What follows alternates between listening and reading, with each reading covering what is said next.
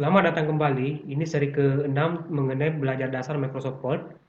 Dan di video kali ini kita akan bahas mengenai indentasi pada Microsoft Word.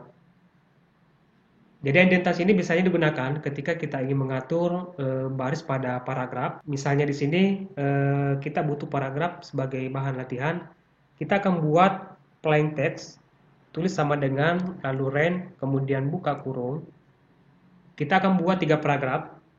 Tulis 3, pisahkan dengan koma, kemudian jumlah baris di setiap paragraf. Kita buat 5 baris, kemudian tutup kurung, kemudian enter. Dan akan dibuatkan 3 paragraf, masing-masing paragraf terdapat 5 baris. Ya. Kita aktif di paragraf pertama. Jadi indentasi ini ada pada bagian ruler. Ada 4 indentasi di sini. Pertama, ada first line indent, ya, yang kecil ini, yang segitiga menghadap ke bawah ini. Jika saya sorot, maka akan ada teks yang muncul first line indent. Nah, fungsinya ini untuk mengatur baris pertama dalam paragraf. Nah, jika saya tarik first line indent, saya tarik ke posisi 1,5, maka baris pertama yang ada pada paragraf pertama itu akan bergerak ke 1,5 cm. Selanjutnya ada yang disebut dengan hanging indent. Ya, kita aktif di paragraf kedua. Kita lihat perbedaannya. Ini kita sorot yang segitiga yang bentuk piramid ini.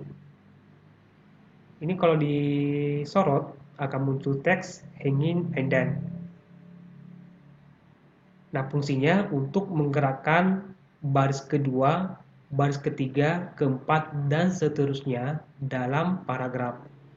Nah, jika di paragraf kedua saya tarik hanging indent-nya ke posisi 1,5, maka yang bergerak itu mulai baris kedua, baris ketiga, 4, 5, dan seterusnya. Ya, jadi ini kebalikan dari first line indent. Kalau first line indent tadi yang digerakkan cuma baris pertama, sedangkan hanging indent yang digerakkan adalah mulai dari baris kedua, ketiga, dan seterusnya. Seperti itu. Nah, selanjutnya kita aktif di paragraf ketiga. Ada yang disebut dengan left indent. Yang kotak kecil ini di bawah hanging indent ini disebut dengan left indent. Nah, fungsinya untuk menggerakkan semua baris pada paragraf. Jika kotak kecil ini saya tarik ke posisi 1,5, maka semua baris akan bergerak ke posisi 1,5, yaitu left indent. Terakhir, ada yang disebut dengan right indent, yang di sebelah kanan ini, yang kecil ini. Jika saya tarik ke posisi 13, maka semua baris dari kanan akan bergerak ke posisi 13 cm. Itu jika saya tempatkan di posisi 13 cm. Seperti itu. Ulang kembali, indentasi biasanya digunakan ketika kita ingin menggerakkan sebuah baris pada paragraf. Ada 4 indentasi. Pertama ada first line, ya, first line indent, kemudian ada hanging indent, kemudian ada left indent, kemudian ada right indent.